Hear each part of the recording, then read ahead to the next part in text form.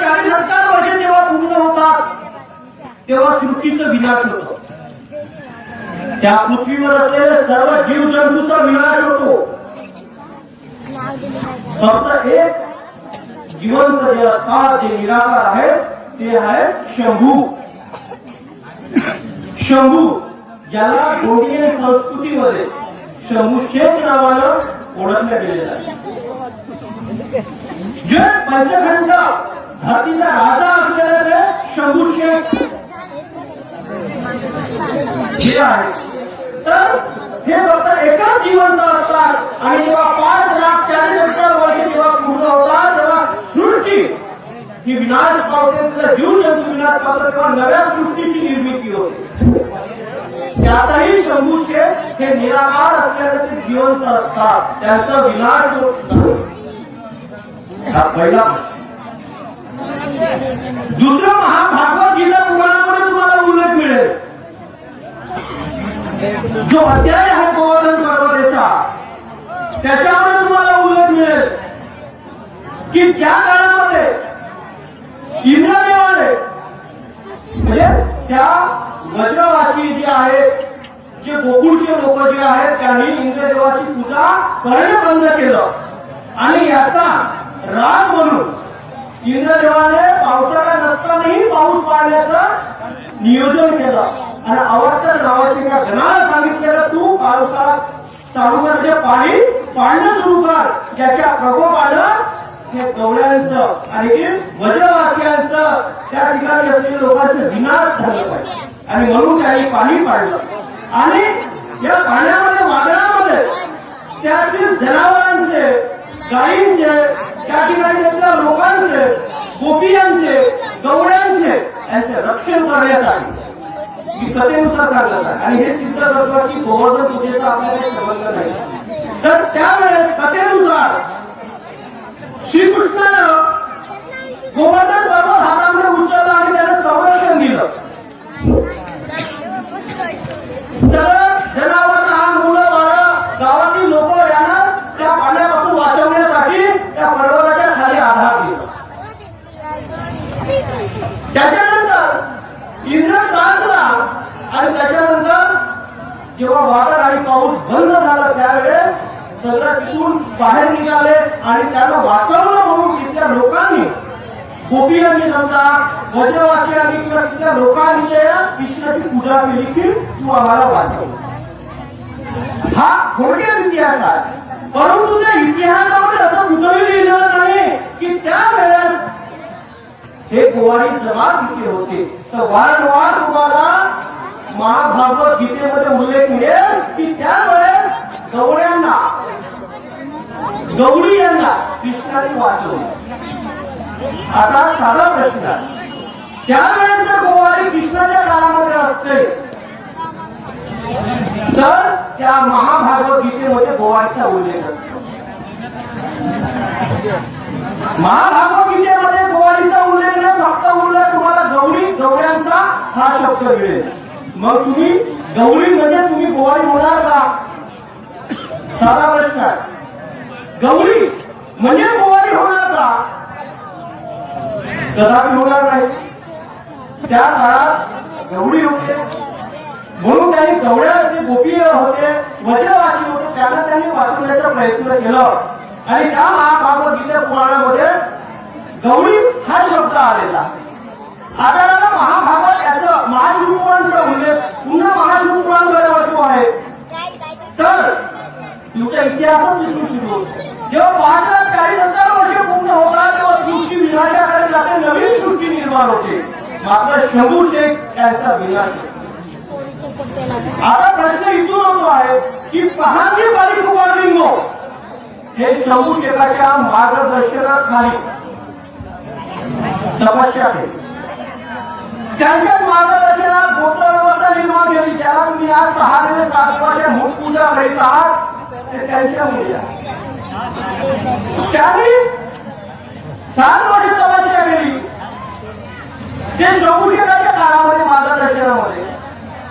आता तुम्ही युगायुगावर त्रेतायुग कधी झालं तुमचं, द्वापरयुग कधी झालं आहे तुमचं, त्या युगाचा जर विचार केला तर शंभू शेख हे आधीची होते. शंभू शेख आदी महापुरुष शंभू शेख तर त्या महादिवाळी तुकारामांमुळे आधी शंभू शेखाच्या काळामध्ये जेव्हा तपस्या केली तर त्यावेळेस द्वापरयुग होतं का डोक्याला काम देण्यासारखं विचाराची गोष्ट द्वापरयुग नव्हतं मग तुमची उत्पत्ती कुठे असावी द्वापरयुगात कशी असावी शंभू शेखाच्या काळात असावी महादिवाळी तुकारामांच्या काळामध्ये असावी आता विचार करा तुम्ही या युगांचा विचार करा तुमचा इतिहास जो आहे हा इतिहास गोवर्धन पूजेशी जुळतो का तुमच्या गाय गोवर्धन पूजा आणि गोवर्धन पूजेमध्ये गाय गोवर्धन पूजेमध्ये तुम्ही जेव्हा शेणाचं गाय गोवर्धन बनवता त्या गोवर्धनावर अंडा किंवा कोंबडीचं पिल्लू असतो आपण तुम्ही गोवर्धन पूजा करत असेल त्या गोवर्धन पूजेमध्ये कोंबडीचं अंड किंवा कोंबडीचं पिल्लू टाकण्याची मान्यता आहे का संस्कृतीचं फरक आहे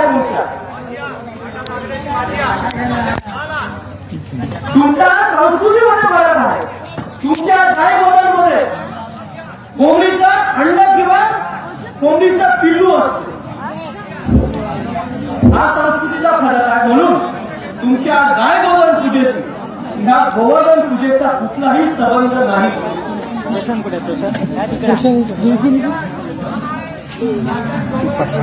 बाबा का तर बंधूंनो हा गोवर्धन पूजेचा इतिहास कोणाकडे आहे का आता तुमची ढाल कुठून आली ही ढाल ज्या वेळेस समाजामध्ये रिश्ते नव्हतं नाती नव्हती गोती नव्हती त्या काळात जेव्हा वैवाहिक संबंध यायचे तिथून निर्माण होणारी जी संतती आहे ही संतती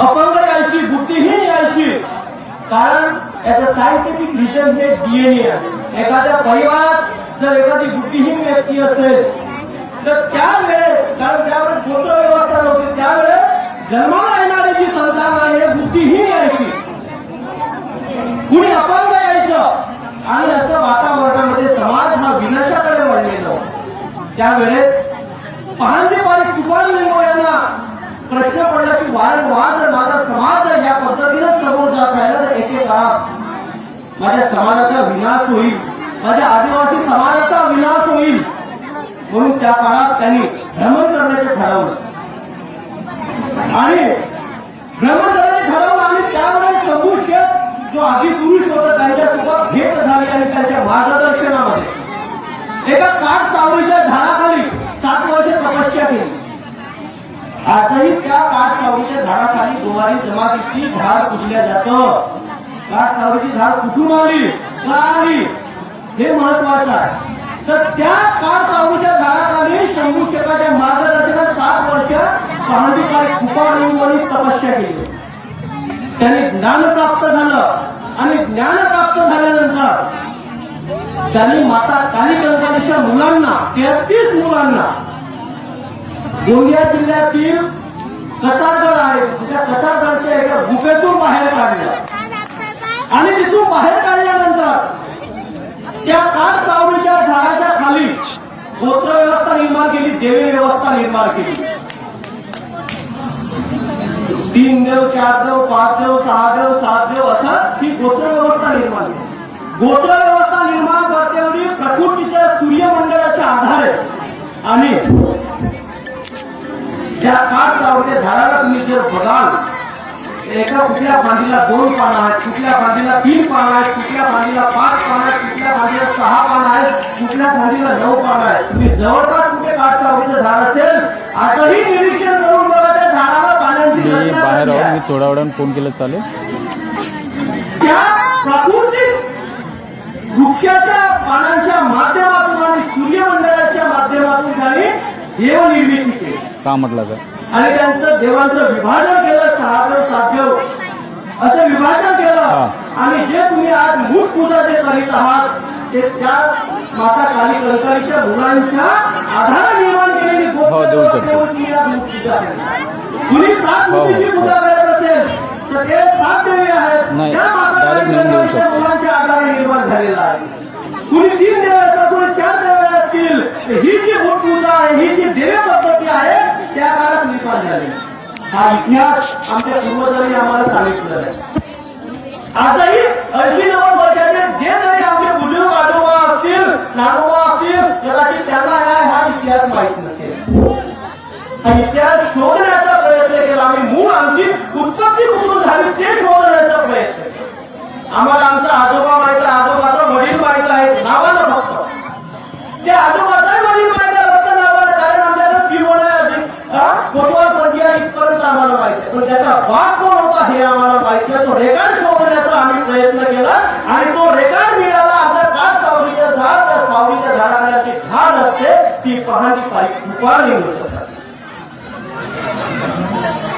त्या काळ सावलीच्या झाडाखाली जेव्हा गोत्र व्यवस्था निर्माण करण्यात आली, ती गोत्र व्यवस्था निर्माण करतेवेळी माता रायताळ जंगो यांनी सुद्धा पहाडी पारी कुपार निघवायची मदत केली. तिला जंगो म्हटलं गेलं. जंगो म्हणजे क्रांती होत. ज्या काळात विवाह प्रस्थापित व्हायचे, मुलं असतात जन्माला यायची, त्यावेळेस बेघर व्हायचं, अनाथ व्हायचे, त्या काळामध्ये त्या एका स्त्रीनं अनाथ आश्रम चालू केलं होतं, विधवा आश्रम सुरू केलं होतं आणि त्यांच्या मनगटामध्ये ताकद निर्माण केली होती. एक स्त्री ताकद निर्माण केली होती की तुम्हाला अत्याचाराविरुद्ध लढायचं कसं, म्हणून तिचं नाव पडलं जंगो. त्या दोघांनी मिळून समाज संरचना निर्माण केली आणि त्याच्यानंतर जे वैवाहिक संबंध प्रस्थापित व्हायची, गोत्र व्यवस्था नाती गोती तयार झाली आणि वैवाहिक संबंध जेव्हा आले तेव्हा जी पुत्र संख्या निर्माण झाली ती बुद्धिवान, चतुर, चलाक, हुशार आणि अशामध्ये तो समुदाय होता. त्या काळात आनंदाने वावरू लागला, हा नाचू लागला आणि म्हणून ज्या काठ सावलीच्या गाडी ही गोत्र व्यवस्था निर्माण झालेली आहे. ही त्या काठ सावलीच्या झाडाखाली ज्या व्यक्तींनी वैवाहिक व्यवस्था निर्माण केली त्यांच्या प्रतीकामध्ये 2 ढाली निर्माण करण्यात आली.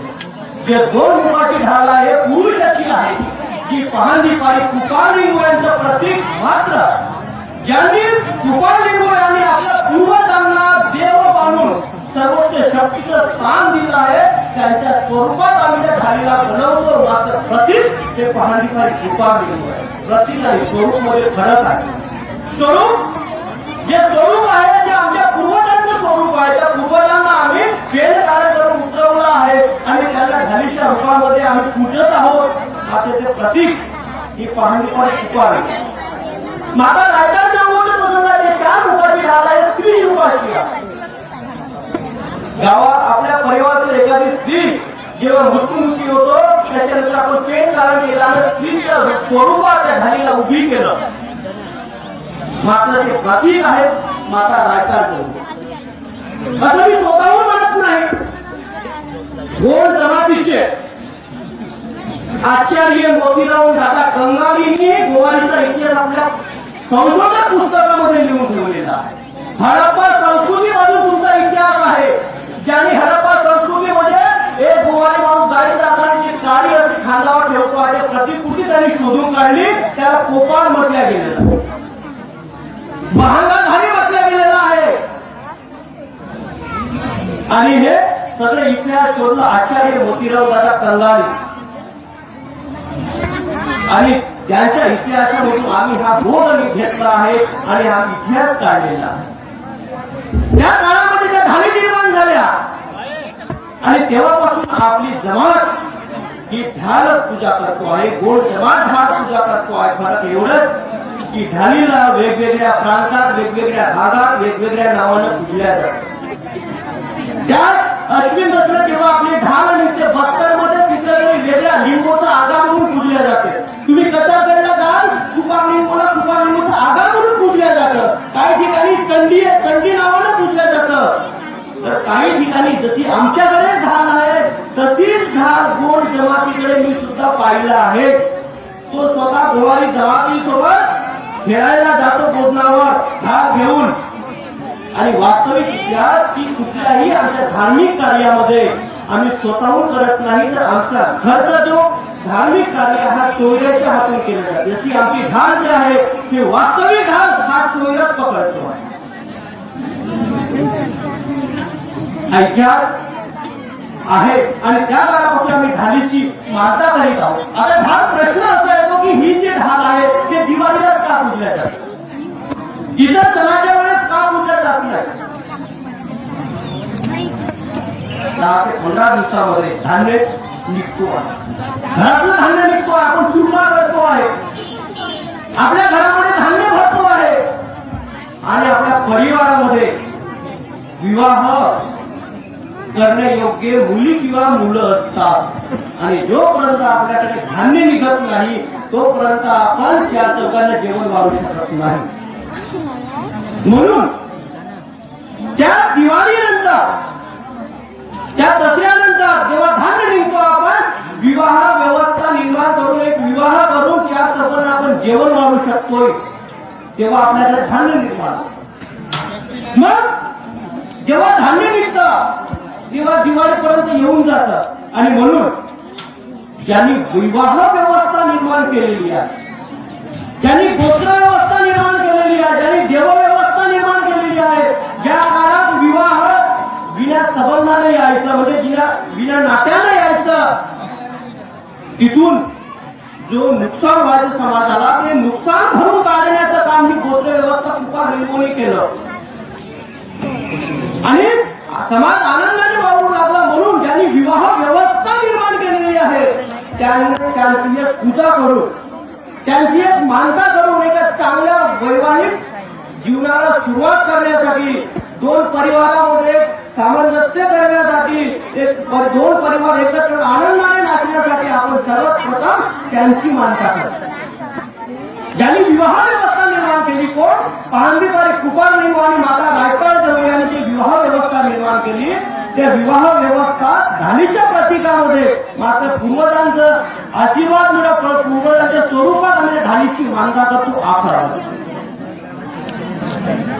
आणि त्या आखरावर आम्ही ढालीला खेळवतो याच्यासाठी की त्यांचा आशीर्वाद घ्यावा गावकऱ्यांनीही त्यांचा आशीर्वाद घ्यावा आणि त्यांची प्रेरणा मिळावं त्यांचा आशीर्वाद मिळावं म्हणून आम्ही ढाल मोठ्या आनंदाने गोष्टीवर खेळवतो नाचतो ढालीसोबत त्याचा आनंद हा आहे की जेव्हा ढाल तयार झाली तेव्हा सुद्धा आनंद साजरा करण्यात आलेला होता तेव्हा सुद्धा नाचल्या गेलेलं होतं कुठल्या गेलेलं होतं तेव्हा विवाह व्यवस्था निर्माण झालेली होती समाजामध्ये आनंद निर्माण झालेला होता तीच परंपरा दिवाळीला सुद्धा असते परंतु ही ढाल हेच कुपार रिंगोचं प्रतीक आहे बऱ्याचशा आमच्या गोल समाजातील आमच्या बांधवांना सुद्धा कळत नाही माहित नाही आचार्य मोतीराम दादा कंगालीचा इतिहास जर वाचलं तर खरंच हम दोनों भाई भाई आहोत ही मनाची वेळ येईल कारण इतिहास वाचलं पाहिजे जो ढालीचा अपमान करत असेल तो प्रत्यक्षात पहांदीपारी कुपार लिंगोचा अपमान होतो आहे माता रायटा लिंगोचा अपमान होतो आहे अरे कुठलाही मोठा साहित्यिक असेल ढालीची पूजा केल्याशिवाय राहत नाही भले आमच्या ढाली जवळ नाहीये तो आपल्याच घरी ढाल बनवेल मात्र ढालीची पूजा केल्याशिवाय राहत नाही कारण ढाल ही धर्मगुरूच्या प्रतीक आहे ही ढाल बोलण्यावर खेळवली जाते आता त्या ठिकाणी खेळ दाखवला जातो आता खेळ काय दाखवलं जातं की वर्षभर आपल्या जमातीतील गायकी बांधव हे जल्ला पहाडामध्ये गाई चारायला नेतात आणि गाई चारायला नेत असताना विविध अशा संकटांना सामना करावा लागतो म्हणून गाड्यांच्या माध्यमातून ती लोकांना ती खेळ दाखवल्या जातं कुणी गाडी मागे करत असेल तर विरोधकाच्या जेव्हा पाठीवर गाडी मारायला जातो तेव्हा आम्ही अटकाव करतो याचं कारण हे आहे की जंगला पहाडात राहून त्यांचा अत्याचार सहन न करता त्यांच्यापासून संरक्षण कसं मिळावं म्हणून ती कलाकृती आम्ही लोकांच्या समोर दाखवले जातं त्या गाडी खेळण्यामागचं रिझन राहणार काही भागामध्ये वाघ बनल्या जातं आणि वाघासोबत एक दुसरा गायकी कोणीतरी एक व्यक्तीची लढाई खेळल्या जाते याचंही कारण आहे की जेव्हा जंगला पहाडात जात असताना एखाद्या वाघाने जर गायीवर हमला केला तर वाघापासून त्या गायीचं संरक्षण कसं करावं ही जी कला आहे कला लोकांपर्यंत दाखवण्याचं काम आम्ही करीत आहोत हे आता जे आता फार पूर्वीपासून कला आहे हे आम्ही फक्त कारण शोधण्याचं काम केलं आहे हे कला दाखवल्यानंतर आपण त्या गोदण्याच्या आधी म्हणजे हे खेळायच्या आधी जेव्हा गोदण्याच्या भोवतालच्या ढाली फिरवतो ती ढाल ती उजवी करून डावीकडे कधी फिरवत नाही तुम्ही बघा निरीक्षण करा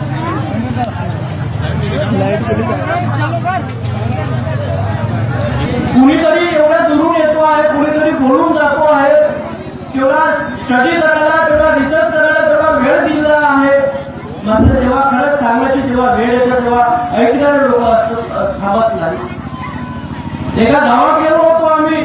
आपल्या गोवारी बांधवांपेक्षा 2 जमातीचे लोक 3 पट जमा झालेले होते. कारण त्यांना त्याचा इतिहास माहित नव्हता. आमच्याकडून त्यांना त्याचा इतिहास माहित करून घेण्यासाठी 2 ते 3 पट लोक येऊन मंचकावर बसले. मात्र आता भाऊ मंचकाच्या बाहेर ही शोकांतिका आहे आपल्यावर. असो तर आपण जी ढाल आहे ही दिवाळीच्या दिवशीची ढाल आहे. आपण जेव्हा गोल फिरवतो आहे भोजनाच्या की तुम्ही लक्ष काळजीपूर्वक जर बघितलं तर उजवीकडून डावीकडे कधीच फिरवत नाही. तर ही जी ढाल आहे आम्ही डावीकडून उजवीकडे फिरवतो. याचं प्राकृतिक कारण हे आहे की प्रकृतीच्या नियमामध्ये कुठल्याही झाडाला एखादी वेल बघा तुम्ही हा डावीकडून उजवीकडे वळलेला. समुद्रामध्ये तलावामध्ये म्हणजे नदीमध्ये जो भोवरा येतो भोवरा तुम्ही बघा हा उजवीकडून डावीकडे कधीच वळत नाही. हा डावीकडून उजवीकडे वळतो. एखाद्या व्यक्तीला आपण जमिनीमध्ये दफन करत असू मृत्यूच्या वेळेस आपण उजवीकडून डावीकडे कधीच फिरत नाही. डावीकडून उजवीकडे फिरतो. ही वास्तविक प्रकृतीवादी संस्कृती पारंपरिक कृपालिंगोनी निर्माण केलेली आहे आणि ती संस्कृती आपण प्रत्यक्षात पाळत आहोत.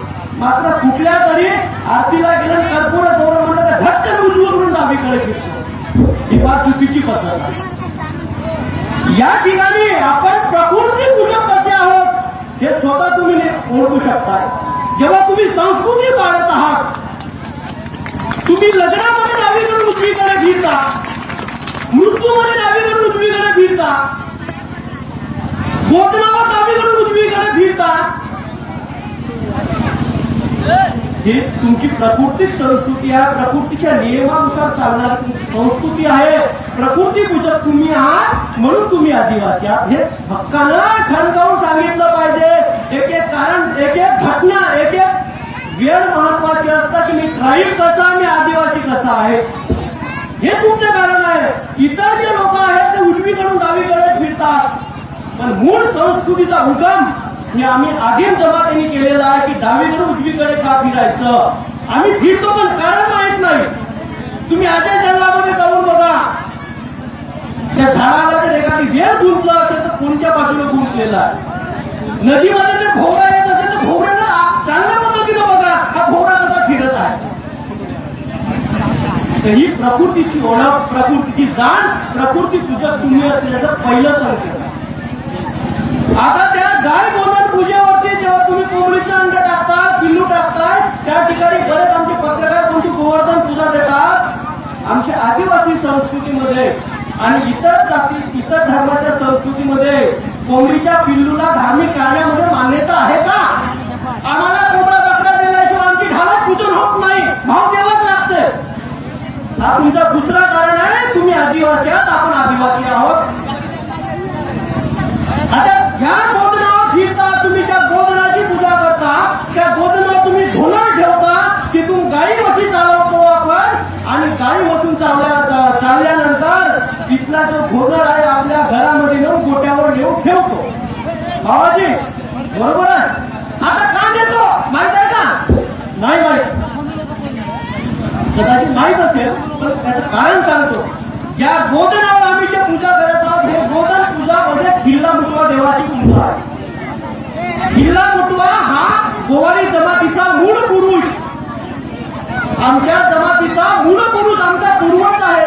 त्या पूर्वज हे जनावरांचे डॉक्टर होते. या काळात काही म्हशी आपला गोवारी बांधव जंगला पाण्यात चालले नाही तर लोकांचे त्याचे आजारी व्हायचे जनावर तेव्हा जडीबुटीच्या माध्यमातून त्या जनावरांचे रक्षण करणारा तो खिल्ला मुटवा आमचा पूर्वज त्याला आम्ही आखरावर आखरदेव म्हणून मान्यता दिली आहे. कुठे मुकेशा म्हणून मान्यता दिली आहे तर कुठे खिल्ला मुटवा म्हणून मान्यता दिली आहे. त्या मुटवा देवाची पूजा ते आम्ही आखरावर करतो. त्याच्यानंतरच त्या ठिकाणी असे ढाली खेळवल्या जातात. त्यांचाच आशीर्वाद मिळावा म्हणून लहान लेकरांना गोधनावर झोपवल्या जातं. त्याचा टिळा त्यांच्या कपाळी लावल्या जातं. तर त्या गोधनावरचा जो घोंगड आहे हा घोंगड आपल्या घरामध्ये घेऊन किचन रूम मध्ये नाही ठेवल्या जात. हा गोट्यामध्ये ठेवलं जातं. गोट्यामध्ये का ठेवलं जातं की गोट्यामध्ये असणारे आमचे जनावर आहेत त्यांना त्यांचा आशीर्वाद मिळावा म्हणून त्याचा आशीर्वादाचं प्रतीक म्हणून आम्ही त्या आमच्या गोट्यामध्ये घोंगड लहान मुलांना कपाळी टिकली लावलं जातं, कारण ते डॉक्टर होते, डॉक्टरचा आशीर्वाद मिळावा म्हणून लहान लेकरांना गोठणार झोपवल्या जातं. त्याच्या मागचं वास्तविक कारण हा.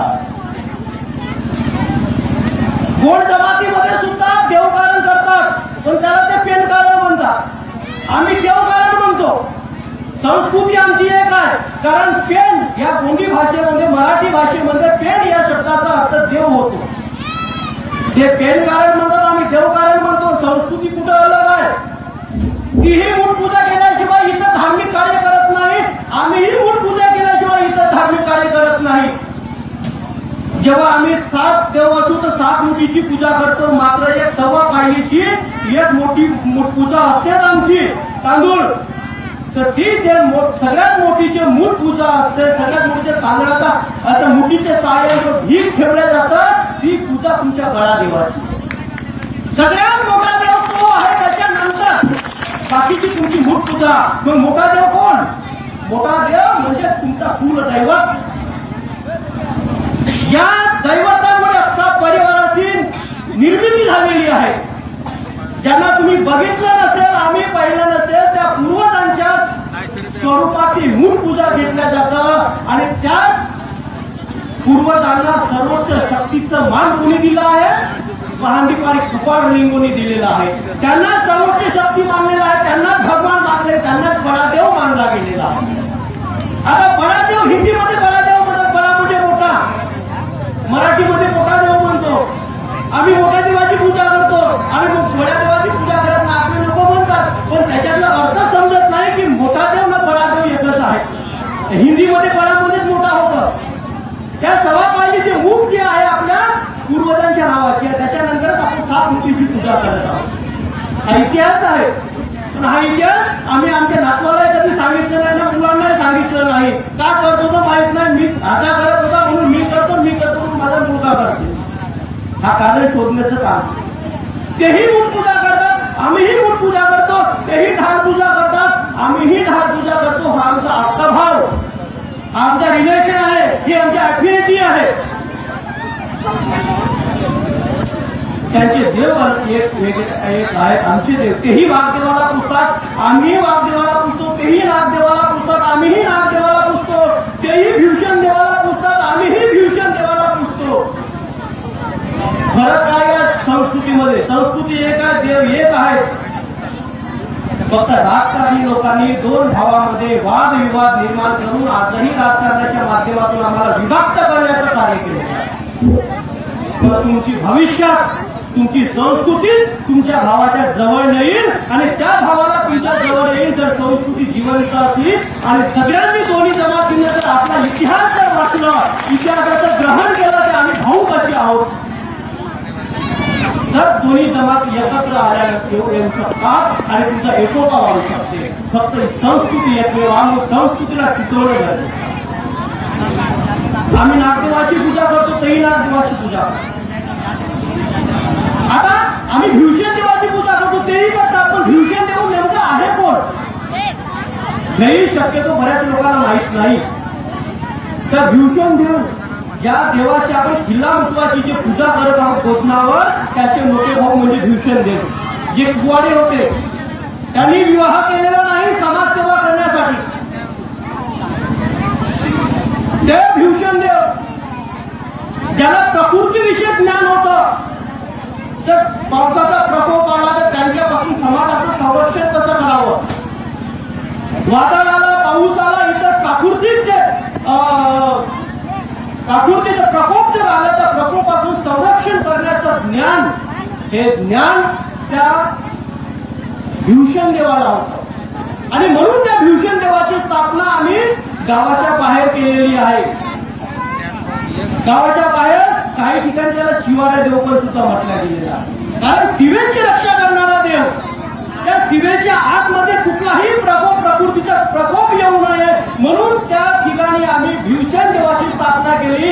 आणि घरामध्ये सुद्धा प्रकोप येऊ नये म्हणून मूठ पूजेच्या सहाय्याने आम्ही आमच्या देवाला त्याची मूठ पूजा करतो. ही भीषण देव आहे. आता ठाकूर देव आम्ही रोवणा करायच्या आधी म्हणजे धान पेरायच्या आधी फळे भरायच्या आधी आम्ही पूजा केल्याशिवाय एखाद्या मोहाची वगैरे झाडाची पूजा केल्याशिवाय किंवा एखाद्या फांदी आमच्या शेतीमध्ये काढल्याशिवाय पूजा केल्याशिवाय आम्ही फळे भरण्याला सुरुवात करत नाही. बरोबर आहे बाबाजी. त्याच्यानंतर धान जेव्हा पिकतो आहे चूर्णा करायच्या आधी म्हणजे रोवायच्या आधी सुद्धा पेंडी बांधून आम्ही पहिली पूजा करतो, त्याच्यानंतरच रोवण्याला सुरुवात करतो. आता जर हार्वेस्टर आले, जेव्हा हार्वेस्टर नव्हते तेव्हा चूर्ण करत आम्ही मेढी काढत होतो. त्या मेढीची पूजा केल्याची आमचं चूर्ण होत नव्हता. याचं कारण हे आहे, ही जे पूजा आहे हे ठाकूर देवाच्या नावाची पूजा आहे. आता ठाकूर देवाची पूजा का केली जाते तर ठाकूर देव शेतीच्या विषयामध्ये कृषी विषयामध्ये हे तज्ञ व्यक्ती होते. त्या काळात ज्यावेळेस आदिवासी समुदाय जेव्हा धान्य पिकवू शकत नव्हते तेव्हा मार्गदर्शन करायचे. धान्यावर जर आजार येत असेल, किडे लागत असेल तर त्यांना औषधीच्या माध्यमातून जडीबुटीच्या माध्यमातून धानांची फसल कशी घ्यायची, ते किड्यांना कसं मारायचं, फसल चांगल्या पद्धतीचं कशी येईल म्हणून ते मार्गदर्शन करायचं. आणि म्हणून त्या देवाची पूजा, त्या ठाकूर देवाची पूजा आम्ही रोवण्याच्या वेळेस, फळे भरायच्या आधी किंवा चुरण्याच्या वेळेस करतो. हा इतिहास आहे त्याला. अनेक असे देव आहेत की देवाचा इतिहास आपल्याला माहित नाही, मात्र आम्ही ती पूजा करत आहोत. आता याला तुमचा तुल्ला देव मोठ्या आनंदाने म्हणतो आम्ही तुल्ला देवाची पूजा करत आहोत. पण कोण आहे तुल्ला देव? दुल्ला देव हा फक्त वर्षातून एकदा पूजल्या जातं. तो कधी? फक्त विवाहाच्या वेळेस. विवाहाच्या वेळेस, अन्यथा मग ते आमचे 2-3 सण आहेत मूठ पूजेचे, त्या मूठ पूजेच्या माध्यमातून पूजतात. परंतु सार्वजनिक ठिकाणी जे पूजाचं झालं तर विवाहाच्या वेळेस वापरले. दुल्लादेव आणि तुल्लीदेव हे जे 2 देव आहेत, दुल्लादेव म्हणजे नवरदेव आणि तुल्लीदेव म्हणजे नवरी आहे. आम्ही दोघांना तुम्ही बघा, विवाहामध्ये नवरदेव नवरी व्यासपीठावर असतात आणि गावातील लोक सगळे लोक त्यांना टीका लावून पाया लागतात. त्या दिवशीचे जे देव असतात आणि त्या दिवशीचे देवाची स्थापना कधी केली जाते, जेव्हा आम्ही मधामध्ये गेर काढतो किंवा मुंगा काढतो त्यावेळेस त्या खड्डा केला जातो मधामध्ये. त्या खड्ड्याची आम्ही विधिवत पहिला पूजा करतो. त्याच्यानंतरच गेर किंवा मुंगा काढत आहोत. तेच तुमच्या तुला देवाची पूजा आहे, तेच तुमचे देव आहेत आणि त्यांचा आशीर्वाद नवरदेव नवरीला मिळावा म्हणून त्यांच्या स्वरूपात म्हणा ते दोन्ही नवरदेव नवरी त्याच मधल्या डेलीवर पोंगल्यावर ठेवले जातात. आणि एक प्रकारे त्या नवरदेव नवरीला, कारण त्याचं नावच आहे नवरदेव, इकडे नवरी देवी म्हणून दोघांनाही पूजा केली जाते. तर हे तुमची दुल्ला देवाची पूजा आहे. संस्कृती फार मोठी आहे, अर्थ एक पसत होत नाही. याचं कारण शोधण्याचं कार्य केलं. बंधूंनो, तुम्हाला ह्या संस्कृतीचं कारण माहीत करून घ्यावं लागेल. तुमचा पूर्व इतिहास काय आहे हे माहीत करून घ्यावं लागेल. ज्या गोष्टी आपल्या पूर्वजांकडे आजोबाकडे असतील त्या आजोबाकडे गोष्टी तुम्हाला ज्ञान संपादन करावं लागेल आणि समाजामध्ये सांस्कृतिक इतिहासाचा प्रचार करावा लागेल. तर तुमचा ग्राउंड लेवलवर कुठेतरी विरोध कमी होईल, इतर आदिवासी समाज तुमच्या सोबत येईल. विशेषतः ज्या भावांपासून तुम्ही विभक्त झाले ते भाऊ जर एकत्र आले तर तिसरा माणूस तुमच्या विरोधात दिसणार नाही, तुमची ताकद वाढेल. त्यासाठी तुम्हाला इतिहास, तुमची संस्कृती जवळ करा. असो एवढं बोलतोय. आयोजकांनी बोलण्याची संधी दिली, आपण ऐकलं त्याबद्दल आपलं आभार व्यक्त करतो. विशेष सांगतो